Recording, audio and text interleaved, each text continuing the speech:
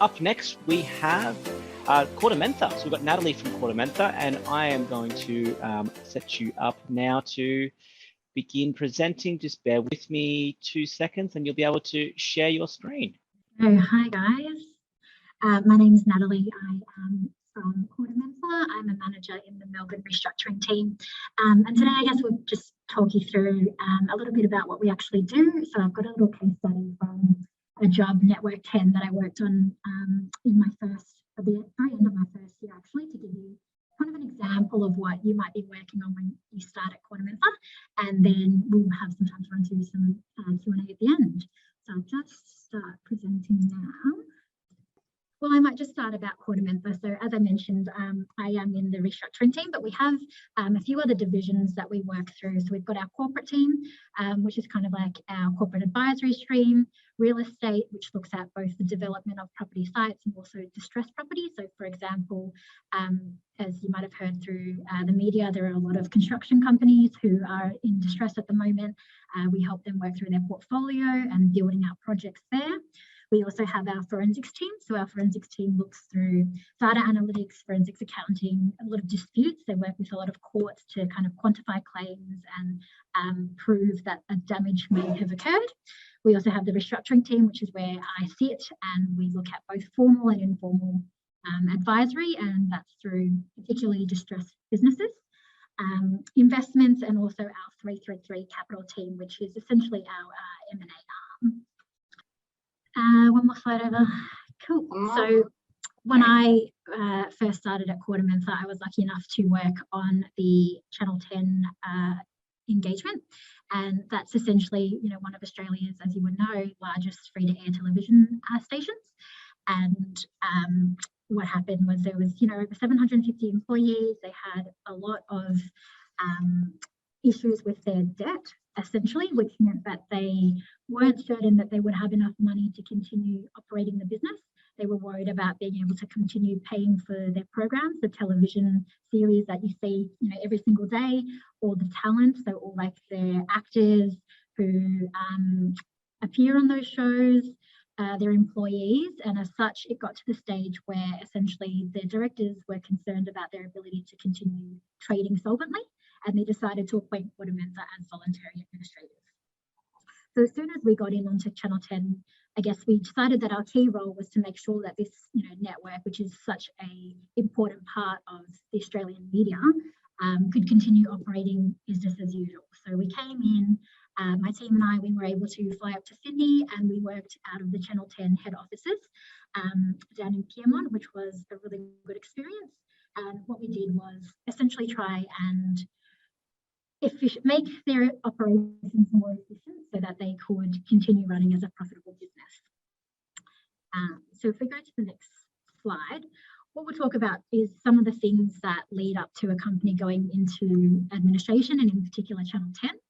So at the time, the free-to-air market had a lot of challenges around the advertising requirements, and not a lot of companies really wanted to spend that much money. As you all know, you probably watch more Netflix, Stan, Disney than you do free-to-air television.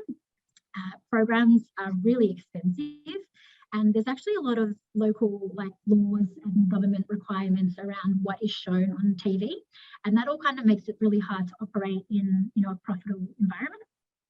So at the time, just before we appointed Channel 10, they announced that they were about to lose, $232 million, which is quite a lot of money. And at that stage, that was when they decided to appoint us.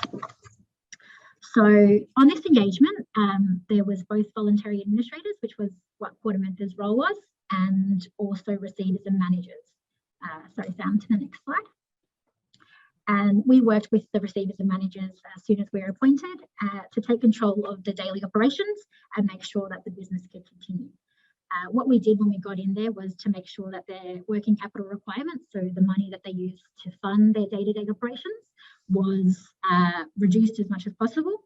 We implemented a lot of new policies and procedures that meant that they could modernize the business essentially as well.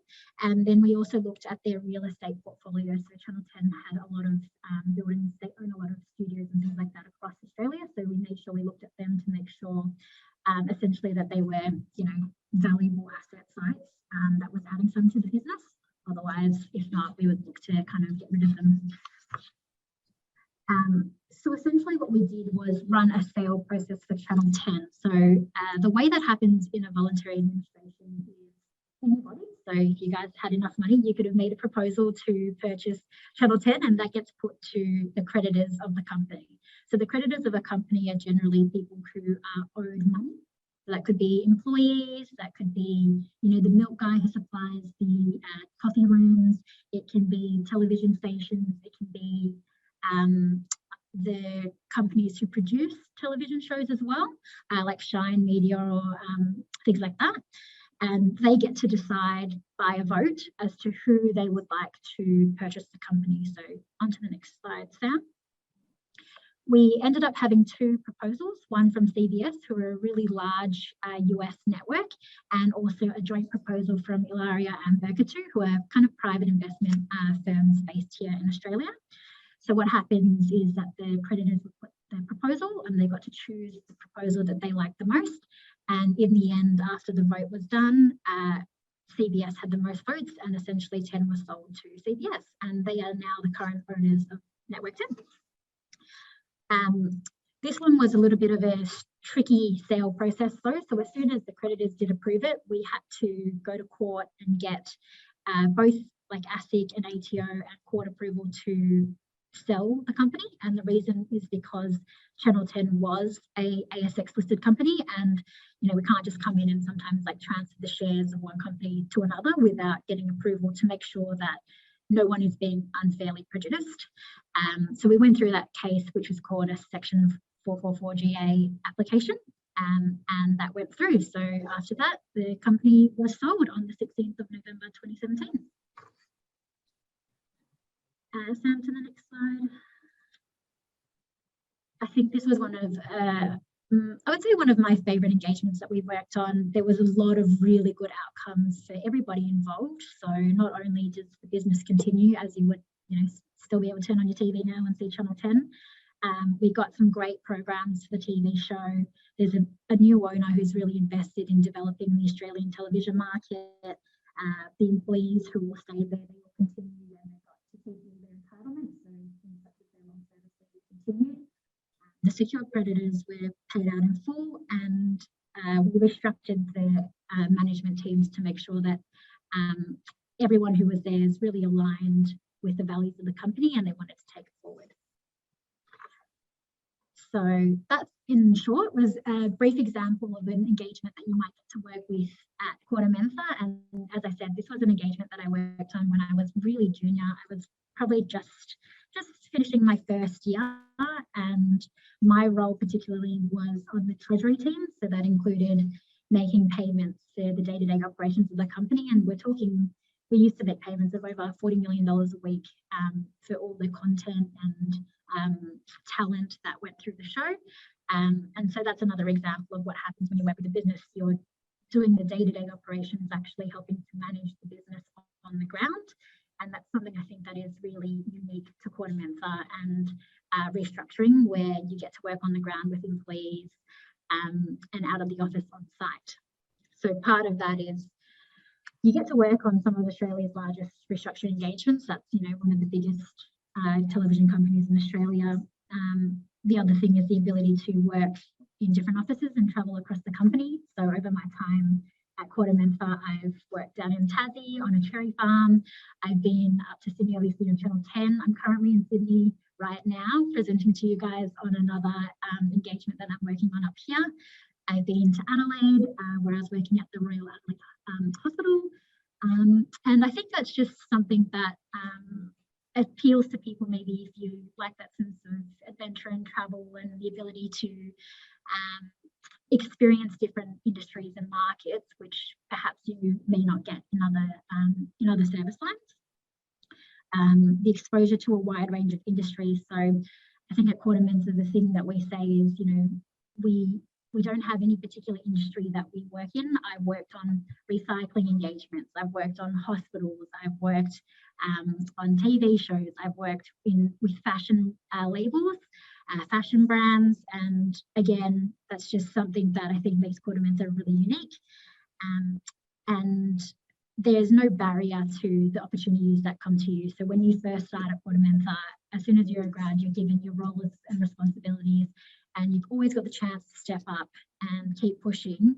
And I think that, you know, if you're a driven individual, it's a great place to work. Next slide, Sam.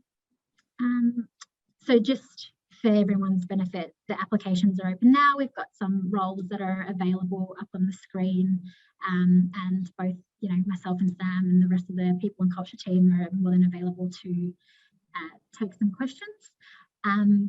I would happy to answer any questions if there's anything out there at the moment. Does anyone have any queries they'd like to ask?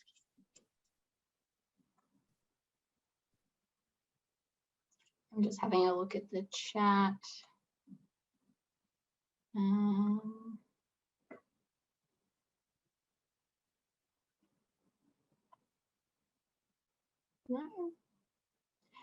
Just wondering whether KordaMentha accepts postgrad students for their vacation program. So I can answer that one. So we absolutely do. The vacation program is open to people in their penultimate year. So you do need to be in your second last year. So if you're doing your postgrad and it's a 2-year degree, if you're in the first year of that, then absolutely. The reason for that is that you do your vacation placement at the end of each year over the summer break.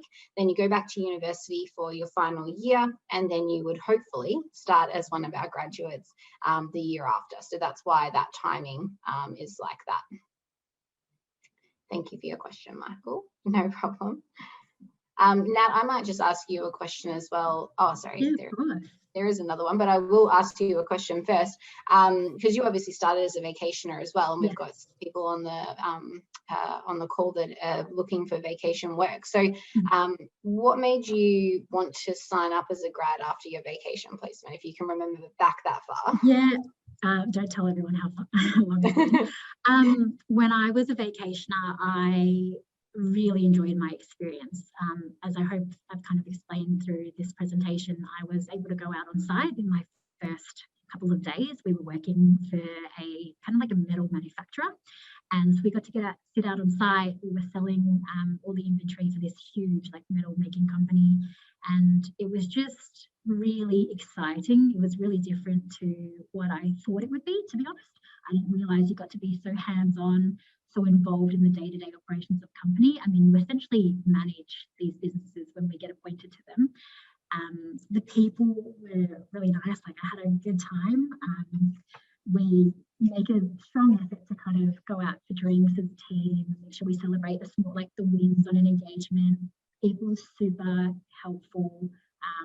Everyone's just there, willing to lend a hand if they can, and if you need it. There's absolutely no problems with that. And I think some of the other benefits that KordaMentha have really kind of supported my decision. So I knew I wanted to do my CA, and I know that KordaMentha, we've got a great like study support system. And for me, I just think that I felt there was a really clear role for me and a clear path to kind of work and growing my career at KordaMentha. And so that's why I decided, you know what, I did a couple of other vacation programs, but really KordaMentha was the place that called to me. And I think the cultural fit was really important as well. So yeah, I hope that answers your question, Sam. Yeah, thanks, Nat. No, that's great. And you've actually answered one of the questions that came through, which was about whether KordaMentha supports a CA or CPA program. And Ashley, absolutely, we do. We provide both financial study and study leave, so study support and study leave as well. So yeah, you would absolutely be able to get your CA or CPA through that. We are CA preferred, but if you want to do the CPA, we can obviously discuss that as well. Paul has asked how many graduate positions are open in Brisbane. So we're currently looking for 2 in our restructuring team. And then we also have across our forensic data analytics and forensic technology teams as well. So it's all on the website. You can apply now. So definitely head on to there to see what we've got available. Eleanor has asked, can you discuss the workload expected for graduates, including the amount of overtime? Do you want to give us a bit of an idea of how that was for you, Nat? Sorry, could you repeat that again, Sam? Oh, sorry. Eleanor's just asked, can you discuss the workload expected for graduates, including the amount of overtime? To be honest, I think when you first started as a grad, we put you on specific engagements and we know what your level of experience is and the roles that we typically expect from a graduate. I wouldn't say there's a significant level of overtime really. The way that our industry works is it kind of goes in ebbs and flows, but depending on engagements rather than depending on time. So like some industries, you know, around like June, end of year season, it gets really, really busy and there may be a lot of overtime required around then. For us, it just depends on engagement by engagement. So some days, you know, you'll be leaving the office before 5, not a problem. Some days, perhaps you might need to stay a little bit later. But I guess overtime is not really something that's expected of anyone. It's just sometimes if the work is there and needs to be done, just kind of get it done. So yeah, not sure if that answers the question. That's great, thank you. And Sam, are we out of time or do I have one more quick, super quick question for Nat? Yeah, one more question, I think. Okay. Nat, who are the most famous people that you've met while you've been working on an engagement? I reckon I'd have to go back to the Channel 10 engagement again. I was lucky enough to meet Chris Hemsworth, Mark Ruffalo and Taika Waititi. They were promoting the Avengers movie and we got to meet them on set, which was very exciting. There was the Bachelor at the time, Matty J, and there was literally a line of people waiting to take photos with him. And Sophie Monk has also come through the offices, so we got to say hello. So I think that was pretty special, and I don't think I'm ever going to wash my hands since meeting Chris Hemsworth, to be honest. No, definitely not. That's great. Thank you, Nat. And Sam, we're probably out of time now. So I'd just like to say to everyone that's on the call, thank you so much for joining us and hearing about KordaMentha. And if you've got any questions, please reach out to us. We'd love to hear from you.